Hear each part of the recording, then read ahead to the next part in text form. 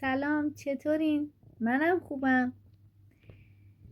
نمیدونم از کجا باید شروع کنم، ولی امروز به خودم گفتم که هر جور شده من باید امروز یه ویدیو بگیرم. باید از یه جایی شروع کنم. ببینید، موضوعی که میخوام راجبش باهاتون حرف بزنم راجب تنهایی هستش و من تقریبا یه چیزی بین 2 استان فکر میکنم از خونه خودم فاصله دارم، تو یک شهر غریب تنها دارم زندگی میکنم و اینجا نه دوستی دارم نه آشنایی دارم، هیچی تنها دارم زندگی میکنم و خب خیلی برام سخته. البته تلاشم هم کردم و مثلا رفتم باشگاه، کلاس، گفتم برای میتونم توی همچین محیط هایی دوست بر خودم پیدا کنم، ولی نمیشه. یه وقتی واقعا نمیشه.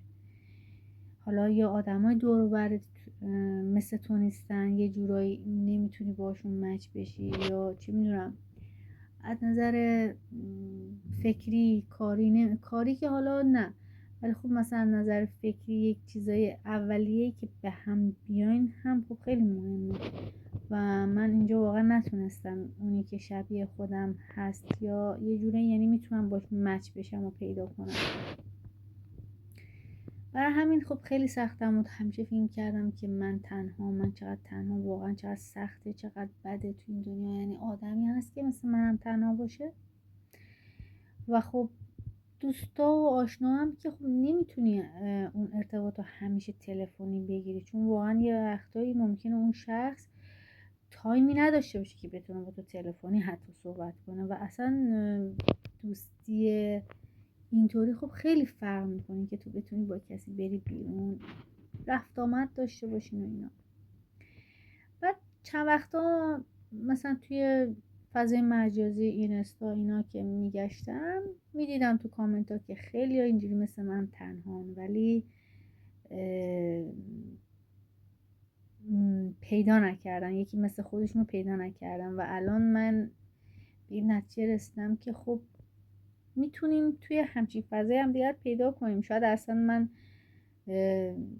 توی همین فضای مجازی دوستایی رو پیدا کنم که بعدها حتی بتونیم مثلا شاید اصلا اون شخص توی همین شهر داره زندگی میکنه ولی خب نمیدونه که من کجام و گفتم بذار شانسم رو امتحان کنم، از این طریق شروع کنم و خب شاید تا حالا 2-3 فیلم دیگه هم گرفتم ولی نمیدونم، اینو گرفتم به نیتی که پستش کنم، یعنی بذارمش و واقعا دیگه ازش شروع کنم.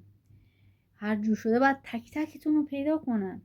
شما بیاین بگید واقعا از اینکه توی یه شهر غریب زندگی کردم واقعا سخته یا نه؟ بچه من چون بلاگر نیستم، چون توی این هیته کار نمی کنم، شاید از نظر فیلمی که دارم میگم شاید جای خوبی نیست، نمیدونم، بلد نیستم، چون دغدغه من پیدا کردن دوسته، نه اینکه بخوام یه الگوریتمی رو پیش ببرم که مثلا خودم دوست ندارم یا خودم درگیر این رو چیزا بکنم، چون کار من نیست، کار بچه های دیگه ایه که انشالله که برشون آرزوی موفقیت هم دارم، ولی خب من نمیتونم. حالا نمیدونم فیلمم خوب شده بد شده، ولی بگید برام، بگید واقعا اگر شما هم توی یه شهر غریب دارین زندگی میکنین، شما با چه چالش‌هایی روبرو هستین و چجوری این داستانه. بوس به کلتون.